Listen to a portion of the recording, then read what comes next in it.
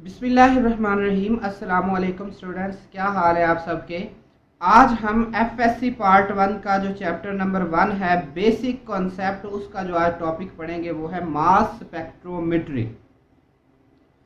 तो लेक्चर शुरू करने से पहले आप सबसे मेरी रिक्वेस्ट है कि अगर आप मेरे चैनल पे नए हैं तो प्लीज़ सब्सक्राइब माई चैनल और बेल आइकन को ज़रूर प्रेस कीजिएगा, और लाइक और कमेंट्स के ज़रिए जो है वो अपने क्वेश्चंस वगैरह आप पूछ सकते हैं कमेंट करके। इंशाल्लाह जो है वो मैं उनके आंसर ज़रूर करूँगा। तो अब हम देखते हैं कि मास स्पेक्ट्रोमेट्री है क्या।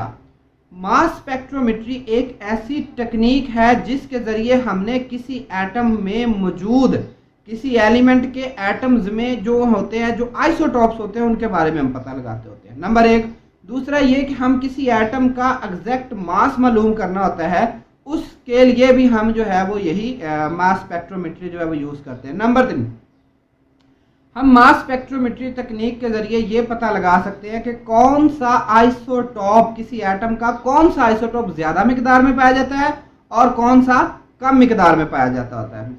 तो ये सारी चीज़ें हमने मास स्पेक्ट्रोमेट्री के जरिए पढ़नी होती। इसका एक प्रिंसिपल होता है कि सबसे पहले आपने जो सब्सटेंस है ना उसको लेना, उसके वेपर्स बनाने हैं। वेपर्स आप उसको हीट करके बना सकते हैं, ठीक है। तो जब वो वेपर्स की फॉर्म की यानी कि बखरात की फॉर्म में आ जाएगा, फिर आपने उसके पॉजिटिव आयन्स बनाने हैं। पॉजिटिव आयन बनाने के लिए हमें क्या करना पड़ता है, उनके ऊपर हम इलेक्ट्रॉन जो है वो स्ट्राइक करते हैं। तो जब इलेक्ट्रॉन किसी मटेरियल के साथ इंटरेक्ट करते हैं, किसी मटेरियल के साथ जाकर टकराते हैं, तो उस मटेरियल में से इलेक्ट्रॉन को निकाल देते होते हैं। अच्छा, ये चीज़ होगी।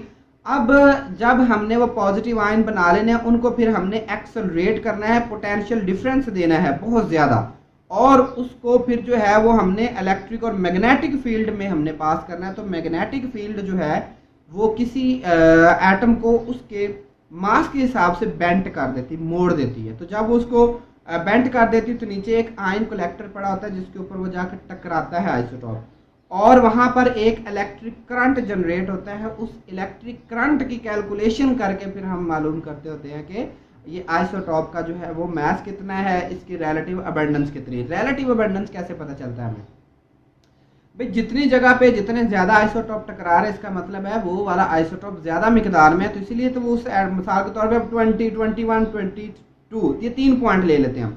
20 पे सबसे ज़्यादा आइसोटॉप टकरा रहे हैं, 21 पे थोड़े हैं, 22 पे और थोड़े हैं। तो हमें पता चला कि 20 पे जो ज़्यादा एटम जाके स्ट्राइक कर रहे हैं, आइसोटॉप ज़्यादा स्ट्राइक कर रहे हैं, तो वहाँ से हमें पता चला कि जो आइसोटॉप 20 है ये वाला ज़्यादा पाया जाता है। अच्छा, इसको फिर हमने एक ग्राफ की शक्ल में भी रिप्रेजेंट करना है। उस ग्राफ को कहते होते हैं मास स्पेक्ट्रम। तो मास स्पेक्ट्रम में हमने देखना होता है कि किस एटम के जो हैं वो आइसोटॉप से जो है वो ज़्यादा, कौन सा आइसोटॉप कसरत से पाया जाता है।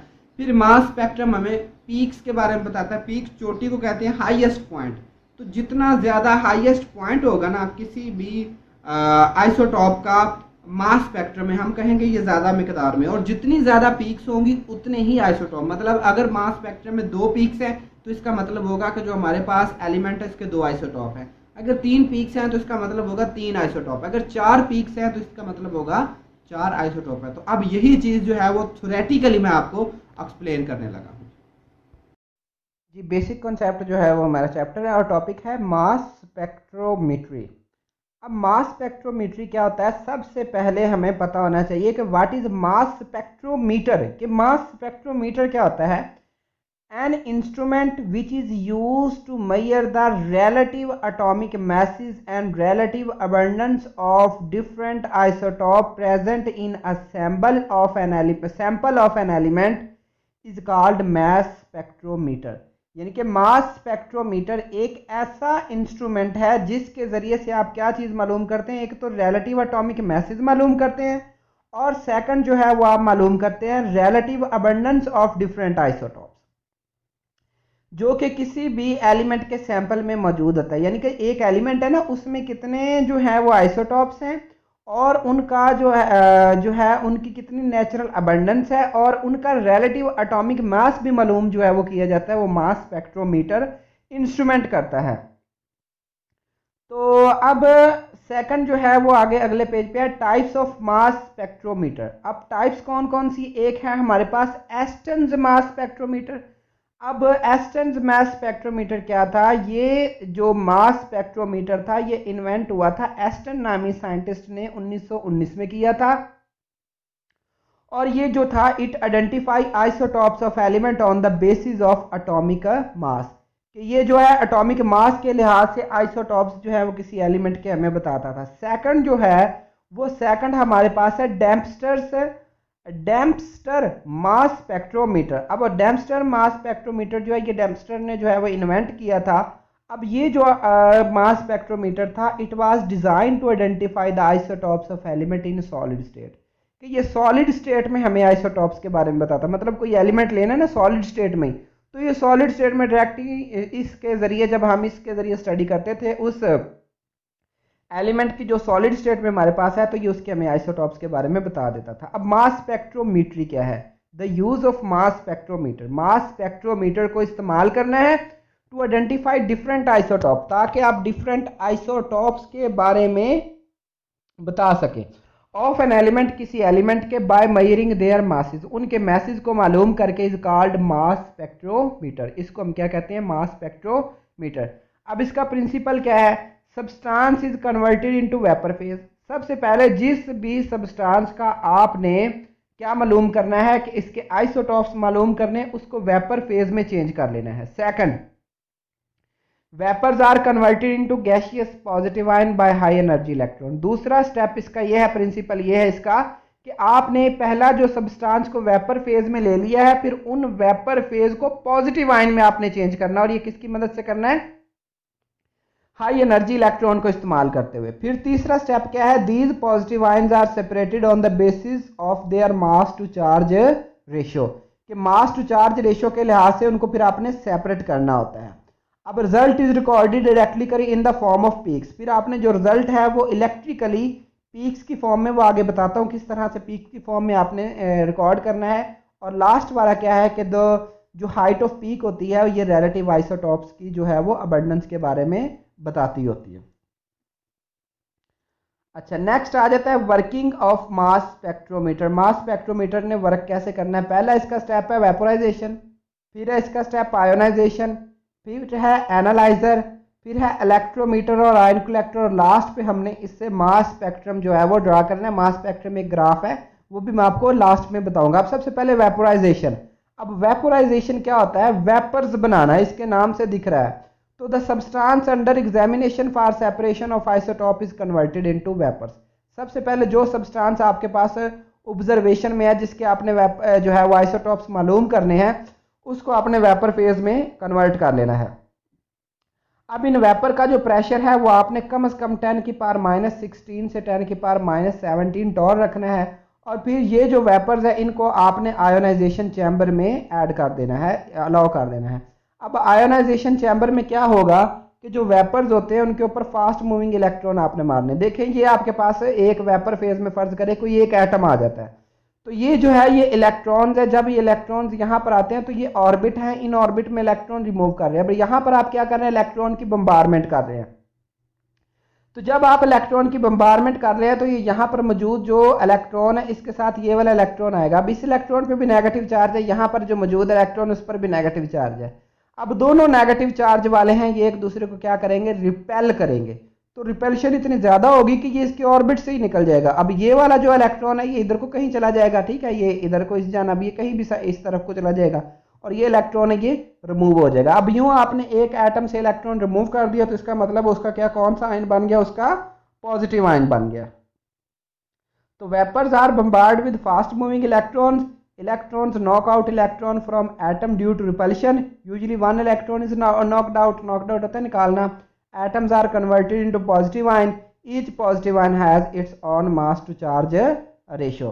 अब एनालाइजर आपने नेक्स्ट लेना है। एनालाइजर ने क्या करना है कि जो एनालाइजर है ये सेपरेट करता है आयंस को उनके मास टू चार्ज वैल्यू के लिहाज से। अब ये दो स्टेप्स में होता है। सबसे पहले एक्सेलरेशन ऑफ आयन।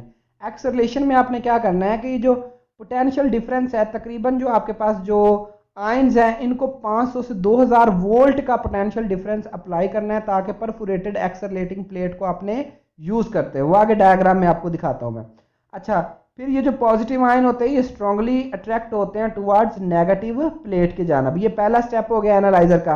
अच्छा, in this way ions are accelerated. Second step में डिफ्लेक्शन ऑफ आयंस, आयन को डिफ्लेक्ट करना है, तो these ions are then allowed to pass through the strong magnetic field of strength H which separate them on the basis of their mass to charge value। फिर हमने magnetic field के जरिए इनको separate करना है। क्या होगा कि जब आपने ना असल में मैग्नेटिक फील्ड ने की जानब ये मूव करते हैं, ये जो पॉजिटिव आयन है ना ये मैग्नेटिक फील्ड की जानब मूव करते हैं, और फिर जो मैग्नेटिक फील्ड है इनको इनके मासेस के लिहाज से अलग-अलग बेंट कर देती है। On entering magnetic field ions begin to move in circular path. ये सर्कुलर पाथ में मूव करना शुरू कर देते हैं। The path they take depend upon mass to charge ratio. अब आयंस जो है वो definite mass to charge value will move in the form of groups after the other and fall on the electrometer. तो ये चीज़ मैं आपको बाद में बताता हूँ, सबसे पहले देखें, इतना समझ लें कि सबसे पहले हमने यहाँ पे फर्ज करो नियॉन गैस ली है, इसका जो है वो हमने आइसोटॉप्स मालूम करना है। तो पहले हमने नियॉन गैस को वेपर्स में चेंज कर लिया, क्योंकि ऑलरेडी गैस है ना ये, तो वेपर फॉर्म में ही है।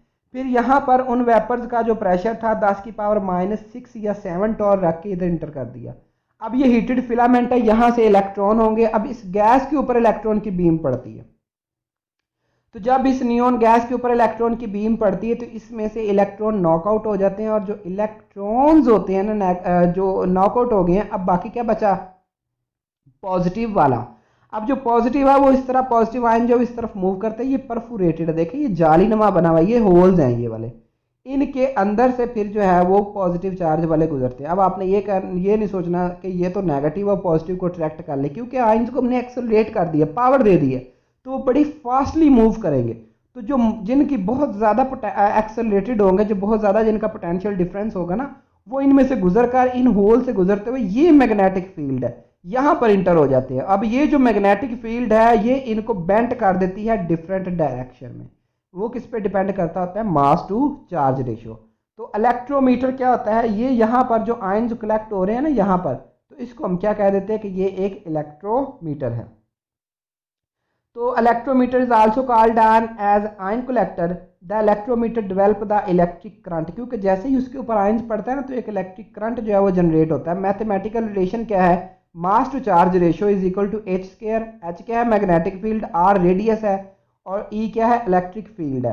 If E is increased by keeping h constant then radius will increase. अगर आपने h जो है वो कांस्टेंट रखा, मैग्नेटिक फील्ड को इंक्रीज या डिक्रीज नहीं किया, जबकि आपने E इलेक्ट्रिक फील्ड जो शुरू में आप दे रहे हैं आयंस को, अगर आपने वो इंक्रीज कर दिया तो रेडियस इंक्रीज कर जाएगा। ठीक है, रेडियस इंक्रीज करने से मुराद ये है कि अगर आपने इसको ये रेडियस इंक्रीज मतलब ये इस तरफ को गिरेगा, क्योंकि जितना ज़्यादा आप वोल्टेज दे रहे हैं वो छोटे साइज का जो होता है ना, छोटा जिसका कम जो है वो मास होता है वो ज़्यादा बेंट होता है, जिसका ज़्यादा मास होता है ना वो कम बेंट होता है।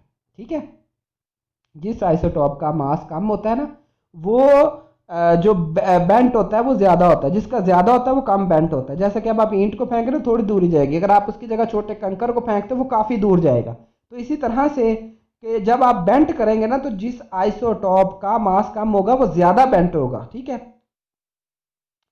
Each ion set a minute current और the strength of the current give relative abundance of isotope. हर आइसोटॉप जब वो नीचे आयन कलेक्टर पे गिरता है तो वहाँ पे एक करंट जनरेट करता है, उस करंट को यूज़ करते हुए फिर हम उसका जो है वो रिलेटिव अबंडेंस मालूम करते होते हैं। तो smaller the value of ME of isotope the smaller is the radius, उतना जो है वो रेडियस स्मॉल होता जाएगा। अच्छा, अब मास स्पेक्ट्रम क्या है, in mass spectrometer the result is recorded in the form of a graph containing peaks. तो the relative number of isotope are present along x axis and m over v जो value है E वाली, ये आपने जो आपने relative number of ions लेने हैं ना वो आपने y एक्सिस पे लेने हैं, और m over e जो है वो आपने x एक्सिस पे लेना है। तो इस तरह से जो आपको ग्राफ मिलता है उसको आपने मास स्पेक्ट्रम कहते हैं। अब मास स्पेक्ट्रम हमें दर्जा झैल जो है वो इंफॉर्मेशन देता है। सबसे पहले देता है कि number of peaks gives the number of isotope. Second, height of peak give the relative abundance of isotope। Third, position of peak give the mass number of isotope। यहां पे आप देखें क्लियर हो जाता है आपको, ये है मास स्पेक्ट्रम। अब ये relative abundance, इस जानब ये परसेंटेज का साइन है और मास टू चार्ज रेशियो है। अब देखिए ये नियॉन 20 है, नियॉन 20 का देखिए ये इस चीज़ को, ये जो आखिरी पॉइंट है इसको पीक कहते हैं, कि जितनी ज़्यादा पीक होगी उतनी ज़्यादा इसकी नेचुरल अबंडेंस होगी। अब टोटल कितनी पीक्स बन रही है यहाँ पे, 1 2 और 3। तो नंबर ऑफ पीक्स जो है ये हमें क्या देते हैं, नंबर ऑफ आइसोटॉप, और हाइट ऑफ पीक हमें क्या देती है, रिलेटिव अबंडेंस ऑफ आइसोटॉप। ठीक है, तो इसका मतलब यहाँ पे जो नियॉन 20 है ये 90.9% है, 21 जो है 0.3% है, 22 आइसोटॉप जो है, ये 3 आइसोटॉप है ना, तो 8.8% है। जज़ाकल्लाह।